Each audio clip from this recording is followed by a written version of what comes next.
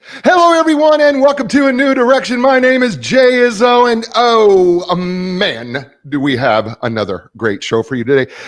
Listen, there is no doubt that relationships are the key to our success. Matter of fact, if you are looking for a guarantee in life, if you want to become more successful, take a look at your relationships. Because I promise you that if your relationships don't have depth and meaning and are connected, I can promise you that your success is related to your the relationships that you have. Not just the amount, but the quality of those relationships. Now, the question becomes to you, how good of a relationship builder are you? And you got to be honest here. And how intentional are you about creating relationships? And how committed are you to those relationships? Because all those factors are absolutely critical and important to being successful, not just in life, but in business.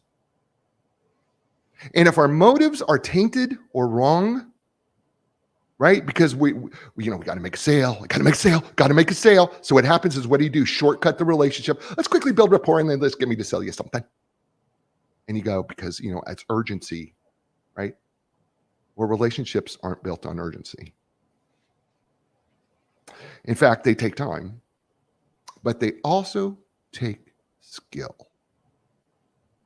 And my guest this week, Joe Brocato from Chicago, wrote this book. It's called Hit It Off, 21 Rules for Mastering the Art and Science of Relationship in Life and Business. Folks, get out your pens and pencils. If you're driving, don't do that. Just listen to it later and then take out your pens and pencils. But we're not going to make it through all 21. But let me just tell you something. The ones that we're going to hit are going to be absolutely fundamentally important. And the other ones that we don't hit are also fundamentally important. These rules are outstanding. We got to stop going on automatic pilot. We got to get to this, and we're going to do that. Before we get to Joe, let's do what we do every week, right? We're 4-part people. We're physical, mental, emotional, spiritual people. And the truth of the matter is, if we're not growing, we're dying because we're never staying static. And so what I would do every week is I evaluate you on a scale of 1 to 10, or you evaluate yourself. I don't evaluate you. You evaluate yourself on a scale of 1 to 10 in each area of your life, 1 being 10 being woohoo, couldn't get any better, right? So let's take the physical area. On a scale of 1 to 10, 5 being average, how would you rate yourself in getting enough exercise, eating right, drinking enough water, getting enough sleep? All right. Now, whatever that number is, I don't want you to get alarmed and go, oh my gosh, I'm a 2. No. Think of it as a starting point. This is where you improve from. All right. So how do we get from a 2 to 2.5? All right. So that's your first number. Second number is your mental intellectual number. Right? My wife says it all the time. How do people think they could sit on a couch and think that somehow they're going to just absorb like a couch potato information and that's going to help them grow? The truth of the matter is, you have to be an active participant in your intellectual knowledge and growth. Matter of fact, my guest, Joe Brocato, he's a contributor for Forbes magazine, right? He's constantly growing, and he's taking things and learning things in. Matter of fact, when you read the science that is in this book, right? A lot of growth, a lot of intellectual stimulation. You could read a book like this one. That will help grow you. But, there's other ways to, be part of that knowledge and growth. You can be listening to books and podcasts and things like that and taking notes on them. And then it's not just listening, it's applying the knowledge, because that's where the change comes intellectually. So on a scale of 1 to 10, how would you say you're doing intellectually? The third area is the emotional area, right? Daniel Goleman, known for, matter of fact, he's mentioned in this book. I should mention this. It's in Hit It Off there. He's mentioned this book. One of my favorite. He talks about emotional quotients and emotional intelligence. Truth of the matter is, we break it down really easy. How well are you able to control your emotions under stress and pressure? That's the first part. And the second part is, how well are you able to tap into and understand the emotions of another person? You think that's important to relationships, both of those? I would say yes. So on a scale of 1 to 10, how would you say you're doing there? Okay, that's your third number. Fourth number is the spiritual number. It's a little more difficult for people to wrap their minds around the spiritual end, right? A lot of people will say, well, I'm not really all that spiritual. Well, we're all spiritual. Move the physical, mental, and emotional. What do you have left? Right? We all live by faith. You pushed your button on your car. You believed it was going to start. The sign across the crosswalk said walk, and you believed that no cars were going to hit you. You made plans for the future, believing that they're going to happen. Isn't that faith? And at the end of the day, what brings you back in the midst of chaos? What brings you back to centeredness or joy or peace? Is it God? Is it nature? Is it meditation? Is it something else? And then how's it working for you? So on a scale of 1 to 10, how would you say that's going for you? All right, those 4 areas are like the air in the tire of your car, tires in your car.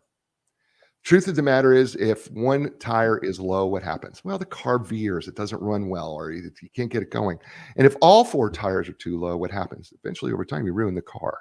Well, speaking of someone who's got his tires all to the right level, his name is Joe Brocato.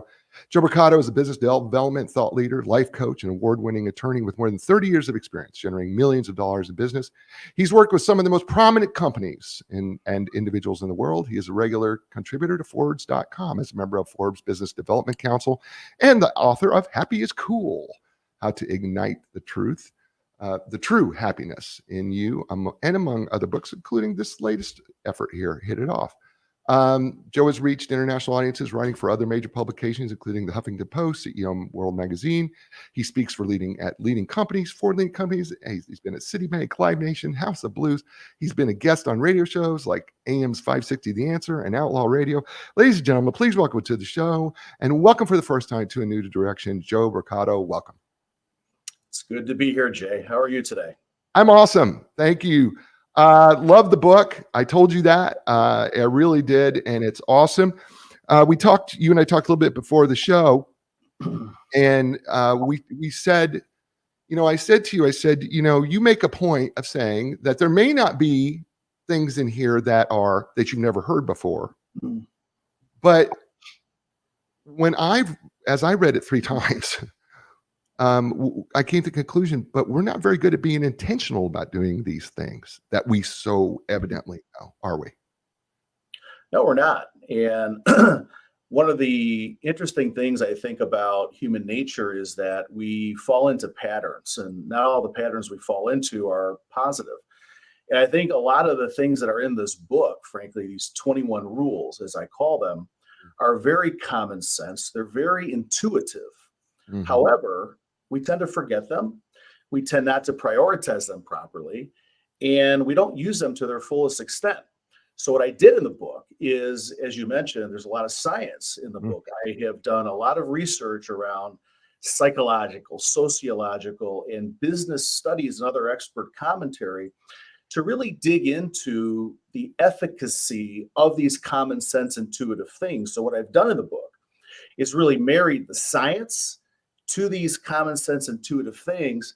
And that's where I think true mastery is. If you're really looking to hit it off with someone from the moment you meet them, and then developing that relationship into a long-term emotional connection. And the whole idea here is to maximize the likelihood of achieving whatever goal you have for that relationship. Yeah, I have to be honest with you. These 21 things were eye-opening for me, not because I didn't know them. I know that they exist. I know that they're all true, but the science was really impressive. I'm a science guy, and the science behind them was real impressive. But I felt, I feel like I'm about to make a confessional here. Okay, I felt guilty, Joe. About forgiven. Before you go any further, I don't know what you're going to say, but I forgive you. I felt guilty because I'm like going, I know that I kind of just take these things for granted, assume that I do them well, assume that I'm doing them. But the truth of the matter is I'm just not always very intentional about it. And then do I stay committed to it as I should? And I think I'm not trying to pass blame off here, but I'm assuming I'm not alone. In your speaking, because you speak to a lot of people, you talk to a lot of people. I'm sure I'm not alone in how, sometimes I just go on automatic pilot to speak and talk to people and to develop these relationships and just assume they're going to somehow organically grow. Is that pretty common from your experience too? It is, unfortunately, too common. One of the things I'd love people to take away from the book is this. It's just one thing. Let's change the way we think about relationships. And what I mean by that is, you've mentioned intentionality, and that's very important. And I like to use the phrase, applying critical thinking and mindfulness to the interpersonal dynamic. So when we're thinking critically about that communique with another person, and we're intensely aware of what's going on in that relationship, then we're really able to maximize our strategies around how to really maximize the likelihood of achieving our goals in that relationship, whether it's in a personal relationship or it's in a business context. And most of us, we have heard the phrase critical thinking in the past. We maybe have heard about mindfulness, but I'm all about mastery. And when you think about critical thinking and you think about the rules in this book, it's really to help you apply critical thinking and mindfulness to that dynamic. So for example, when we're thinking about critical thinking, there are three essential components of this. One is effective communication. So when you're speaking with someone, and it could frankly be in any medium. So the science really transcends the mediums. It's whether it's in person, a video conference like this, or email or text or a phone call. But you have to know how to effectively communicate with people. And a lot of the things in this book are around effective communication. Second thing is you really have to understand how to carefully assess information. So you mentioned emotional intelligence earlier, and that's about recognizing the emotional tone of yourself and the other person. So you have to carefully assess that sort of information and frankly know what to do with it. And third, you have to approach every relationship very objectively. We all have biases and preconceived judgments. I get it. Very difficult to leave at the door, but we have to try to leave them at the door and really come and assess this information very effectively and objectively. And being mindful of what's going on when we're speaking with someone, that helps you inch toward that critical thinking application and really getting to strategies by implementing these 21 rules that again will get you closer to your goal more efficiently. I don't know what to even add to that. I'm not going to, because it was such a counselor. That was a beautiful summary right there of the entire book. So thank you. So let's just jump into some of these rules and let's dig in and let's do. So let's start with rule number one, which is take a fresh look at eye contact to convey emotion. And you say, do that. By the way, let me just tell people this about the book. So every section, every rule in the book is divided like do this, why, train wrecks that could happen, few tips to take home, the Zen. He's got a little story, Zen, and then he leaves you with a key takeaway at the end. And then at the very end of the book, he actually has exercises. Joe has exercises that you can use to build and grow your skills, really develop your skills in each one of these areas. And so I want to make sure that people know that. So rule number one, take a fresh look at eye contact to convey emotion.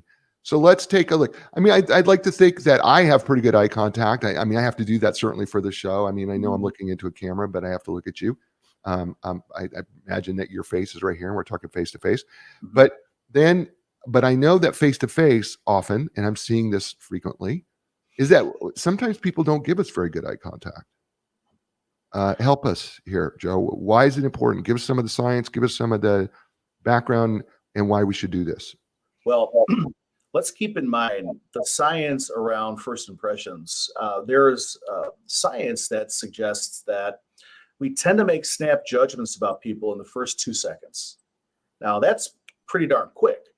So what's the first thing we do when we meet someone? We tend to look into their eyes. That's the most socially appropriate thing to be looking at, of course. And how do you then use your eyes to maximum effect? And this goes back to, we've kind of grown very accustomed to literally just taking for granted. Yeah, hey, how are you? Nice to meet you. And not even thinking about this. There are studies that have been done that state that the eyes, I mean, we've all heard like eyes are the window to the world and the soul and all that. It's kind of true. The science bears that out, where we can actually convey our empathy, our excitement, our enthusiasm, our sadness, whatever the emotion is, through our eye contact. And by understanding that, being acutely aware of that when we're approaching someone for the first time, you've now empowered yourself like never before. Is it something that we know? Of course. Is it common sense? Of course. However, in the book, we talk about this science that really reinforces the efficacy, the power, the strength, really using eyes appropriately. And now we don't want to stare at people. We don't want to linger a little bit too long on that stare or that eye contact.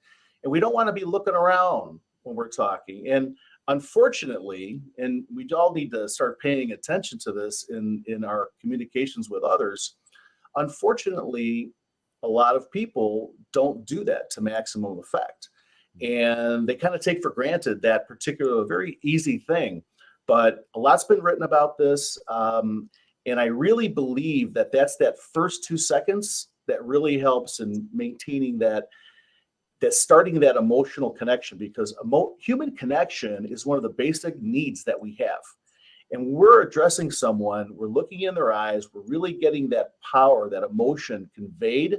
You're on your way to establishing that really strong bond. Let's talk about a train wreck when it comes to eye contact, because what you say here is that the appropriate use of eye contact can be almost non-detectable.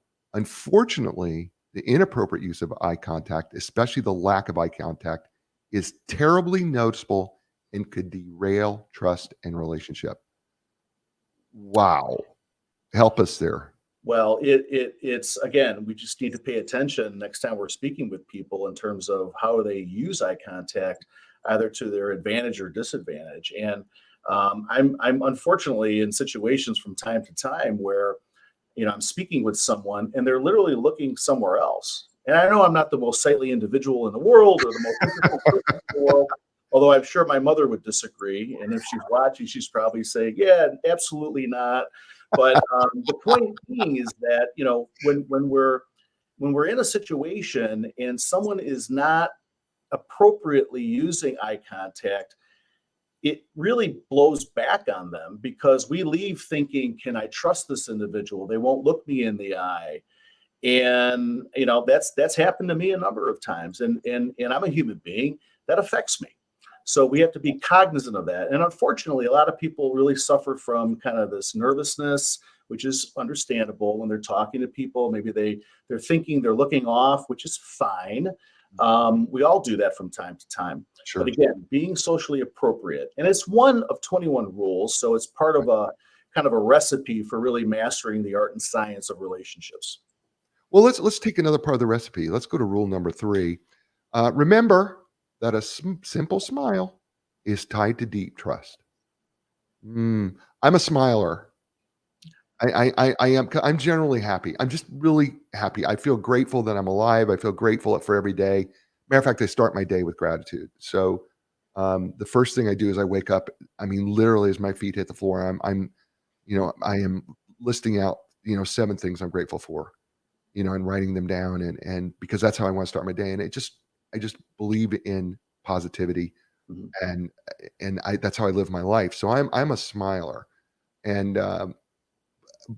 but I went to the grocery store yesterday after reading the book, and I'm like going, man, there's a lot of people who don't smile.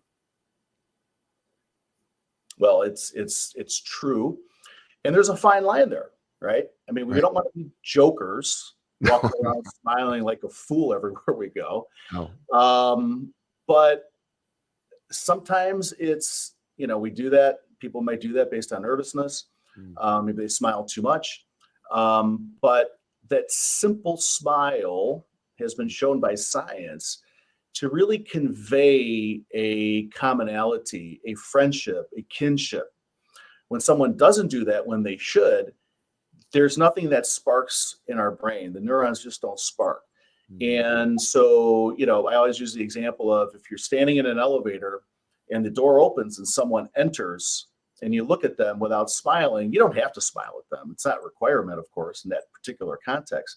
But if you do, they tend to smile right back. Right.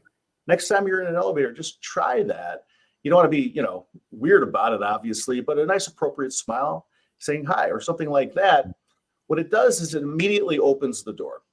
And frankly, I've started a lot of conversations, whether it's a line at Starbucks or wherever you're at, right? And it's very easy if people see the smile and it's appropriate to really open the door. And again, it's about that first impression. You want to hit it off with someone.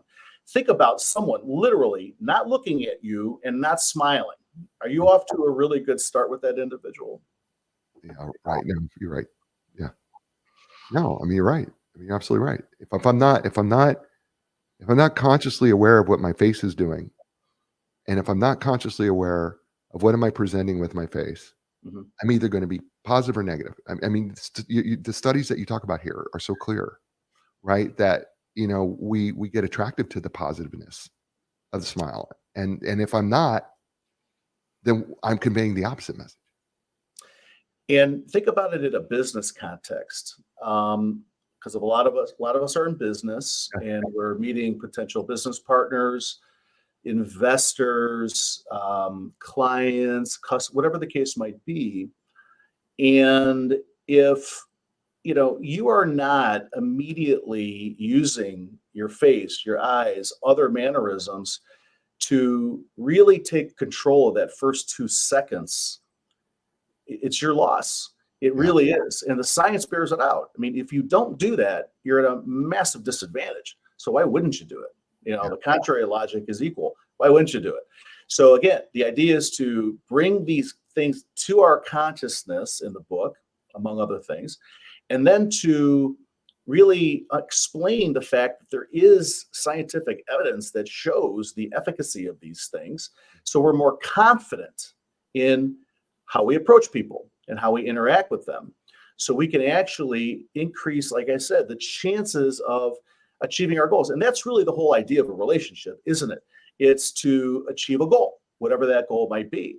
And that's really where a lot of us just take for granted the concept of achieving the goal. We enter into a relationship and we just kind of let fortuity take over. Well, yeah, just see how it goes, and maybe they'll become a client or a friend or what have you. But we need to, like I said, change the way we think about relationships. Apply critical thinking, be very mindful of that interpersonal dynamic by using a lot of these tools, these rules. You know what puts a smile on my face? Joe Brocato and his book Hit It Off. That's what puts a smile on my face, right? You know what? The book's great. You're listening to him here on A New Direction. Hey, folks, my physical therapist, I think they should be yours too, by the way, Epic Physical Therapy. Whether you're recovering from an injury or surgery or suffering everyday aches and pains, or you're a professional athlete or athlete that wants to improve the way you move and feel, if you're looking for an individual tailored program to your needs, that's where you go. You go to Epic Physical Therapy. That's where the professional athletes go. When you're ready for your epic relief, your epic recovery, your epic results, don't look any further. Go to epicpt.com. That's EPICPT.com. And Linda Craft Team Realtors for more than 38 years. They've been helping people transition in life. And I know you're going, they do real estate. What does it got to do with transitioning in life? Well, here's the deal. Folks, look, every place you've ever lived, every single place you've ever lived has been a transition in life, has it not? Of course it has. You've made some sort of life transition. You upsize, you downsize, you move from an apartment to a house, whatever the case may be, it's a transition in life. Well, for 38 years, they've successfully helped thousands of people take the stress out of that transition in life, and they'd love to help you. Listen, when you're ready to sell your home, buy your first home, whatever it may be, check with Linda Craft Team Realtors. That's lindacraft.com. That's LINDACRAFT.com. And we're back here on A New Direction with Joe Brocato and his book, Hit It Off, 21 Rules for Mastering the Art and Science of Relationships in Life and Business. It's absolutely fabulous. Available bookstores everywhere. If they don't have it on the shelf, tell them why and tell them to get it right away. If it's not in your local library, tell them, I want this in my local library. Okay. I want this in my library because this is a book that everybody should have. And you can always go to Amazon, and you can always go to Joe Brocato's website. So, you can do that too. And he'll find a way to get you the book. I promise you he will. It's fantastic. So, all right. So let's go to rule number 4, because I think rule number 4 is one that we talk about incessantly, but it's one that we really don't do. Rule number 4, consciously listen and build acceptance.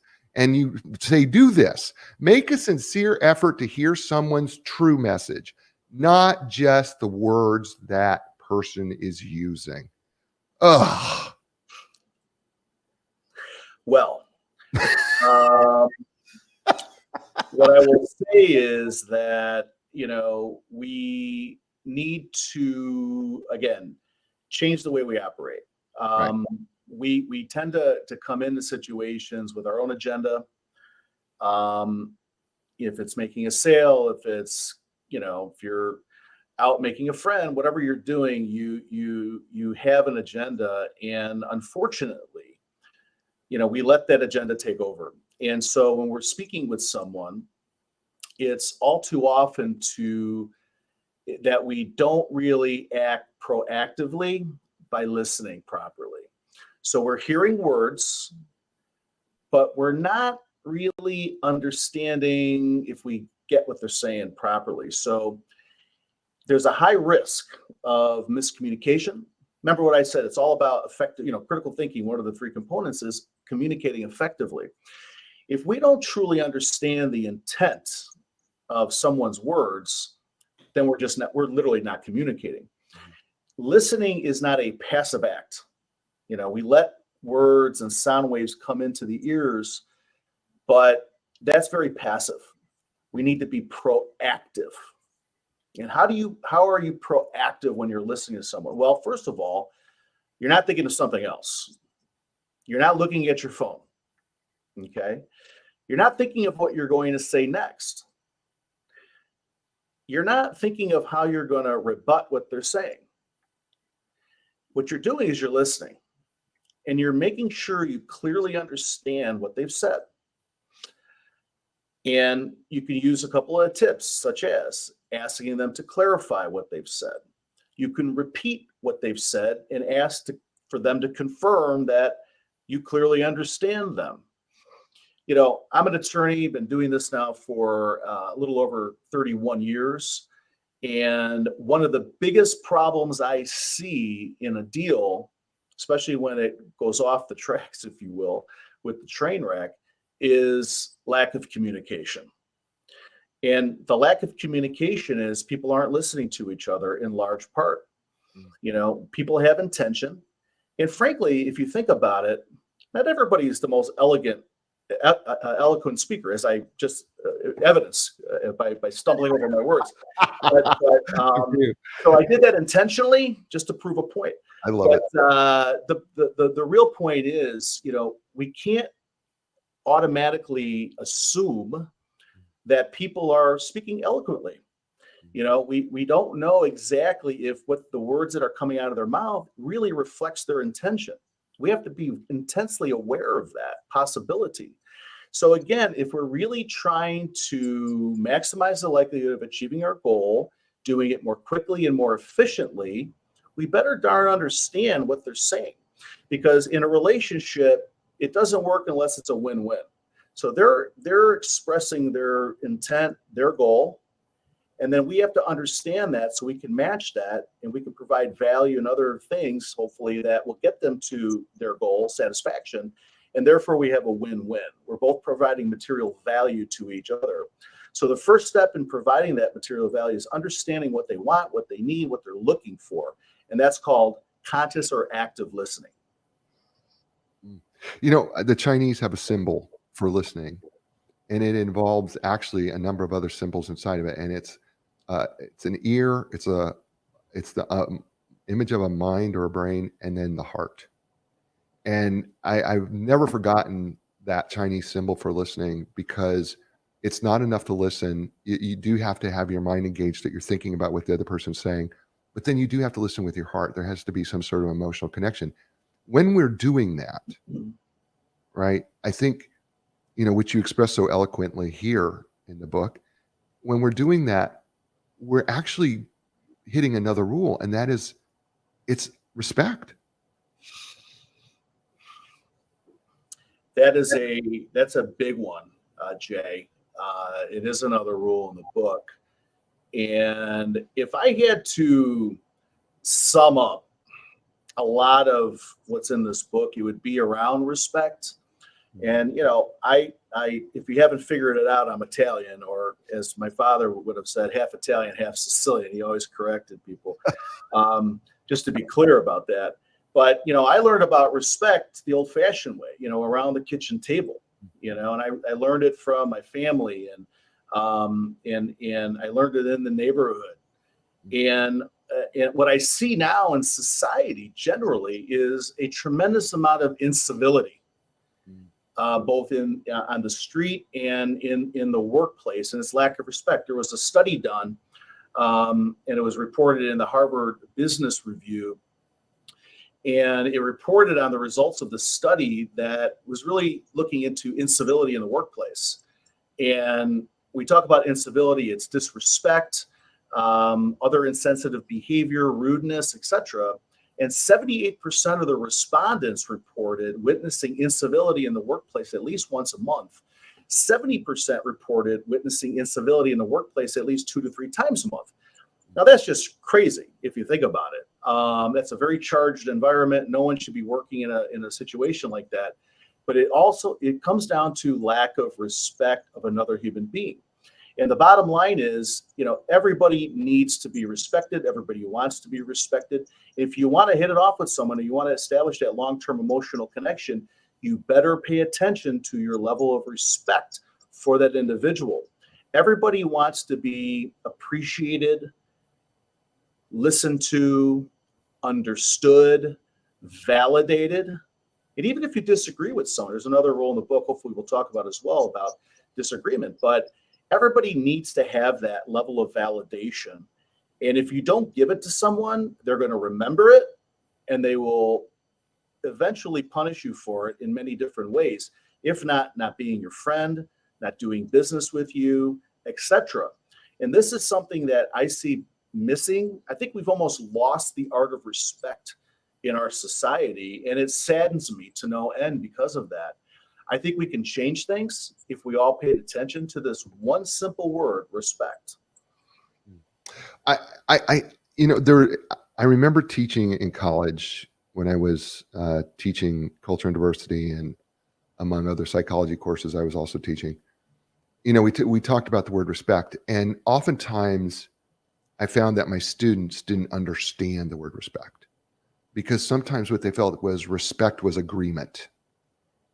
Right. And they didn't understand that, no, I can respect you, but I may disagree with you. And sometimes I think people can confuse the idea of respect versus you have to agree with me. And that if you disagree me, that's being disrespectful. It's not, I'm not doing that at all. I respect who you are as a human being, as a fellow person that's walking in this life, and what you have to want to accomplish and what you want to achieve with that. I respect that fully. I just may not agree with you on this issue. Exactly. But you also talk about, as another rule, handling disagreement is a huge part of building relationships, because how we deal with disagreement is important. And I think, and let me just say this to you, Joe, is that, oftentimes we could get into these disagreeing discussions in a business situation, and we don't realize that even though we think it means nothing, it can mean everything. Mm-hmm.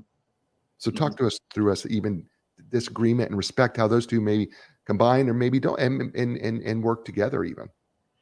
Each one of the 21 rules works together with every one of the other 21 rules. And these two in particular, respect and how to handle disagreement. And the rule is really, if you disagree, try to find common ground. And we see this a lot nowadays in our political institutions and how we interact with other people around political issues. God knows there are a lot of other topics we can talk about, but we do see it a lot in political discussions where people have two different viewpoints and they don't agree. Right. In many, many cases, that really leads to a fracture in the relationship. We see it in families. I mean, I've heard multiple stories personally about family members that literally don't like each other anymore over politics, or they don't talk to each other anymore. Yes. That's crazy. I mean, it literally is just the weirdest thing I've ever heard in my life. I never thought it happened in my family. It happened in my family. I think we're all, we've all seen it, and it's unfortunate. So my point is, and what the science bears out is, disagreement is not necessary in all cases. You can respectfully say, you know what, I understand what you're saying, but then what you do is you pivot. You pivot the conversation around what? You pivot the conversation around common values, Right. non-negotiables, common ground that that both people can agree on. And that's really the key, because again, we always have to keep in mind what the ultimate overarching goal of the book is. It's to hit it off with someone and to establish that long-term emotional connection. If there's this fracture because you disagreed on X, Y, or Z type of topic, that will always be there. It'll always be in the back of people's minds that, oh, this person really doesn't, and that's a fracture. And you know what happens when there's too many fractures? The thing just falls apart. So you don't want that to happen. So what you need to do is you really need to pay attention to whether or not this is really something that's important. And the science bears out something particularly fascinating about disagreement. It's called the illusion of explanatory depth. Okay, the illusion of explanatory depth. And what this is where we confuse a general understanding of a topic with real in-depth knowledge. So we can have a general understanding about a concept, but not be an expert. So we tend to confuse what we know very generally and vaguely about something for being an expert. We fool ourselves to think we know more than we do about a topic. This happens a lot in a lot of disagreements. You have two people who are not experts in what they're talking about, digging in, and they think that they actually know better than the other person. And you know what happens? People lock heads, they dig in, and no one convinces the other person of anything. And that's where you have real fracture, if not a complete breakdown of the relationship. There's no need for that. We need to recognize, unless we are an expert in something, that we're not. And we have to take a break, take a breath, pause, time out, and then pivot the conversation around, like I said, common ground. That way, the conversation does not go off track. There's no train wreck involved. And frankly, it is what should happen.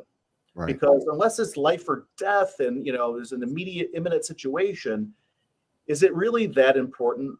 We have to take stock of that. And all of that has to be compared to the ultimate goal for the relationship. Now, obviously, if you're doing a deal, and I do a lot of deals, you've got two sides, and sometimes deals don't happen because they cannot agree on fundamental things, and that's fine. But guess what? The vast, vast majority of deals do get done. How is that possible when you have two parties who have different ideas of the way the deal should be structured? How do they ultimately get to that? Well, they rally around common values. Mm-hmm. They want the deal to get done. Each party takes stock of what their true interest is, and they figure out a way to make it a win-win. And that's difficult to do sometimes. That's why I believe that you have to have excellent advocates, including lawyers, involved to help you get to the yes, get to the deal. And so that's one way to really take stock of your critical thinking when you're speaking with someone, if you really want to preserve the relationship and establish that emotional connection. Are you an expert? Do we need to regroup, pivot the conversation around common ground and preserve it and actually tighten and strengthen that bond and build that emotional connection? It's so funny that you say that, because the first thing that popped in my head is we get anchoring bias, where we're anchored on this one thing that we just do not want to let go of. And then the other party is anchored on their own bias. And so here we're anchoring on these two things. And the truth of the matter is, if we could just move off of our anchor, and I love what you said here, if we can find the commonality in our values, because I don't think our values are that far off. And frankly, Jay, you know this as well as I do. We meet a lot of people, so we have a pretty good sample, if you will, sample group. Most of the people, the vast super majority of the people that I meet, are very reasonable people. Mm-hmm. They're agreeable people. They want to agree with someone else. So we need to keep that in mind as well. When we're speaking with someone and we're starting to go down a path of disagreement, people want to agree. Let's make it easier for people to get to that agreement by being mindful of the situation when they might not be, by the way. They may not have read Hit It Off yet. But after that conversation, you can go to my website, hititoffthebook.com, where we have links to all the purchase options. And you can send them a book. Say, hey, I really enjoyed our conversation. Thought you might love this new book that came out. I enjoyed it. I'd like to gift it to you now. That's awesome. His name's Joe Brocato. The book is entitled Hit It Off, 21 Rules for Mastering the Art and Science of Relationships in Life and Business. You're listening to him here on A New Direction. Hey, folks, Epic Physical Therapy Facility offers the most advanced top-of-the-line equipment, including the Ultra G anti-gravity treadmill, the Normatec compression sleeves, Game Ready, my favorite, ice compression all in one. They are trained and certified the most comprehensive and cutting-edge treatments available, things like blood flow restriction therapy, dry needling, cupping. It's just a few. Listen, when you're ready for your epic relief, your epic recovery, and your epic results, don't go any further. Go to epicpt.com. That's EPICPT.com. And Linda Craft Team Realtors for more than 38 years, helping people all over the world with their real estate transitions. And you go, whoa, but they're a private, small, independent, unaffiliated company. That's what makes them great. For 38 years, they developed relationships with the best real estate professional in your area. That's why they're unaffiliated. No national names, no affiliations. They've been able to create relationships all over the world with the best real estate professional in your area. So regardless of where you're at, if you want an unbiased opinion of who the best person is in your area, start with Linda Craft Team Realtors. They can help you. It's lindacraft.com. It's LINDACRAFT.com. And we're back here on A New Direction with my friend Joe Brocato and his book, Hit It Off, 21 Rules for Mastering the Art and Science of Relationships in Life and Business. Fabulous book. Man, this has been fun. I'm having a blast here, Joe. I hope you are, but I'm really enjoying this conversation. Me too. Awesome.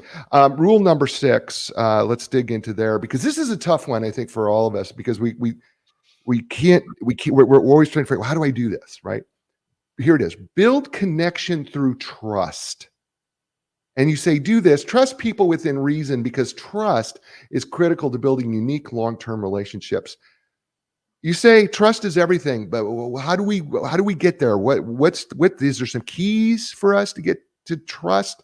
Because we want people to trust us, right? We do. We ultimately do, because we know that whether it's life or business, that's important. Help us get there, please, Joe. Well, one of the big problems here is that we are very doubtful of other people. We're very cynical sometimes, and we don't really trust a lot of people. We hear stories out there all the time about, untrustworthy people. And if you think about any business relationship, if you think about any personal relationship, if there's not trust, there is no relationship. And so to focus on this one is absolutely critical. And how do you do that? Well, certainly you're not going to give dumb trust to people. It takes time, but you have to prove yourself, and you have to do things that establish that you are a trustworthy person. Okay, that's very easy to do. You say something, you're going to do something, you do it. You promise someone something, you deliver on that promise. In the business context, in many cases, I'll be out and I'm trying to help provide value to people, and they'll say they're looking to meet somebody. I happen to know somebody, and I say, I'm going to make that introduction. I make the introduction. They know they can trust me to do that. And it's not a concept where you're just going to give your trust away. You want the other person to prove it to you as well.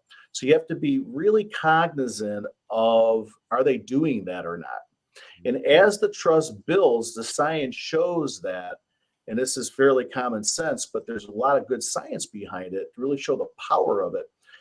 It goes back to the fact that we don't trust people a lot. So when we find other people that we can trust and they can trust us, you've now maximized the power of that relationship, because you've worked hard to establish the trust, And now you've created what I refer to as really as a unique relationship. And that's really the umbrella for the whole book. Relationships that are difficult, if not impossible, to replace. I'm in a very trusted profession as an attorney. It's very difficult for clients to trust their professionals. But when they trust their professionals, they tend to stay with their professionals. And that's something that you do to earn. You have to earn the trust. There's a little bit of listen, we're living in the real world, right? There's a little bit of trust you give away. You give someone an inch and you see what they do with the inch. And as they earn trust, you give them a little bit more. And that's the way you build it. But you have to think about it critically. You have to be mindful of the growth of the trust and really work to establish you being a trustworthy person, proving it to the other person. So then they open up and they trust you and you trust them. And really that enhances the uniqueness of the relationship. I think it's interesting that, Dr. Amy Cuddy, who was at Harvard and now is at Northeastern, she wrote this book called Presence, and she talked about, building trust, and that likability is one of the keys to actually building trust, which goes into rule 12 for you is be confident and be compelling. Because in rule 12, being confident and compelling actually does build trust. And you say, do this, convey your confidence to people, and they will be more confident in the relationship. Well, doesn't confidence lead to trust, right? So, I mean, aren't these two connected? Be confident, be compelling. Why confidence is so important to relationships? Talk about that. Well, love the science behind this stuff, because if you are confident in yourself, in what you're doing, the science bears out that people will frankly just trust you more. So if you come off as kind of neutral in terms of, yeah, I think I can do it, but maybe not, or, I'm going to give it my best shot, that's not going to engender a lot of trust. And frankly, what the science shows is that if we're slightly overconfident, not cocky, you don't want to be a jerk about it, obviously. You want to be sincere. But if you truly believe in yourself, it's okay and frankly more effective, according to science, to be slightly overconfident. That's going to really increase the trust level that the other person has. And so this is something that can be learned. And you mentioned that there are exercises in the book. Yes. This is something that I was very passionate about, because it's one thing to state all this stuff and to synthesize this very important science for the reader. But I also wanted to provide something that the reader can do immediately. So at the end of the book, there are exercises. It's chock full of exercises that the reader can immediately apply. And you can think through these questions and some of the direction there and really see it bear out in real life. So here, confidence can be learned. You can overcome fear. A lot of it is just practice. When I started building my business as an attorney, my book of business, I didn't know a whole lot. Yeah, I graduated from law school, but I had never practiced law before. So when you're out developing business, it's kind of tough because you're not as confident, frankly, as let's say I am right now. And hopefully next year I'll be more confident than I am today. But the point being is that, we learn, we practice, we make mistakes, we realize maybe that we could do something differently. So it's about practice, and it's about understanding that if we're not as confident in ourselves and what we're doing as we really want to be, we really need to kick ourselves in the butt and really become more confident, and frankly become slightly overconfident, because then you're going to really maximize the efficacy of that particular rule. That's beautiful. I always listen. Confidence is everything, I think. Again, there is. It's not as fine line as people want to think between confidence and cockiness. It's a thicker line, because we know when people have gone off the rails and gotten cocky. But confidence is so important. Confidence is attractive. Confidence is trustworthy. Confidence breeds confidence in others. Confidence is just it just is so. You don't see successful people who are not confident. It just doesn't exist, right? And if there is one thing I would say to people is, God, get your confidence. And you have some great tips. You talk about, like, listen, go back to times that you were successful. Remind yourself what you looked like when you were the most successful. Take a look and remind yourself when you go into that conversation, what was similar? How can I apply that? And I want to encourage people. I want to encourage the listeners and the viewers of DBTV, right? Because all over the world, you're watching us on DBTV. Thank you. Listen, I can't say it in all your languages, but the truth of the matter is your confidence is so important to your success. Well, Go ahead. quite interestingly, Jay, today on my social media, and I'd love for all of your viewers and listeners to follow me on social media. It's at Joe Brocato Official. We're on all the social media sites. So it's Joe Brocato Official. And today we actually posted a quote and a little caption around confidence. Really, confidence is contagious. Yeah. So when we're confident, it's going to breed confidence in the other person. And just think about the energy that you're creating. You're increasing the vibration level for the relationship. And what a gift to give to somebody else. Right. Well, we've got just a couple minutes left here. Let's wrap this all up in about 2 minutes here. When it comes to creating these relationships, how should we be viewing our goals when it comes to relationship? I think you said something Stephen Covey said, right? I think you have a quote in the book, right? You have a goal with the end in mind of what the relationships look like. Is that what we should be doing? Yeah, rule number 2 really is about preparing to achieve goals in reverse. And that's called future retrospection in the science, where we really think about the end goal for the relationship. A lot of times we enter a relationship, we have a very vague understanding of what that end goal is. And so if we're thinking critically and we're being mindful, we're actually honing in on very strategically what we expect out of that relationship.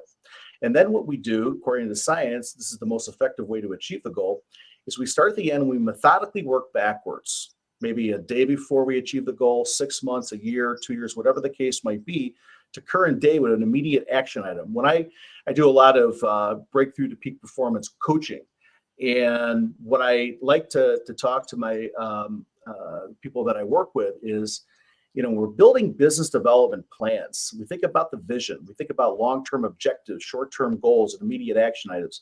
That is future retrospection in a nutshell. And we can do this with any relationship. So it really plots out a really nice strategy, and it avoids inefficiency, because a lot of the times we just plot forward without that future retrospection concept. We tend to go down rabbit holes that we don't want to go down. We waste time, very scarce resources, whether it's our time, our money, our stress level, whatever the case might be. So again, be very cognizant about what your goal is, and really work efficiently, according to the science, backwards, as specific as possible to map out that path forward. And that's going to maximize, again, the likelihood of achieving that goal. Well, I got to tell you, in retrospective, this was awesome. I enjoyed it fully. Joe, tell people again how they can get a hold of you. Well, you can visit my website. It's hititoffthebook.com, hititoffthebook.com. You can visit me on social media. Please follow me. We post a lot. It's at Joe Brocato Official. And if anybody's going to be in the Chicagoland area, we're going to have a book signing coming up. We had a big world launch at Barnes & Noble in Oak Brook here in Illinois, and we had over 100 people, sold out of all the books. It's going to be another great event. It's going to be at Barber's Bookstore on October 14th at 3 p.m. It's going to be a Saturday at Yorktown Mall in Lombard, Illinois. So if you're around, we'd love to have you stop by, say hi. I'm going to do a little presentation, a little talk, and I'm going to sign a bunch of books. That's awesome. Thanks, Joe. Stay with me. Hey, folks, you know what I say to you every week, right? This is the show. And you know what? You're in control of 3 things in your life: your attitude, your effort, and your resiliency. I know circumstances can be difficult, but it doesn't matter. Whatever it is, you still have control of your attitude. You still have control of your effort, and that's your excellence. And we all get punched in the mouth now and then, but you make a choice of getting back up. And I know you can. I'll be back next week with another great guest. It's going to be another great book. It's going to be another great show. As I say to you all over the world, you had a lot of choices. You chose us. Thank you. Give us a thumbs up on YouTube or a positive review wherever you listen to the show. As I say to you every week, and you know what that is, everybody. Ciao, everyone.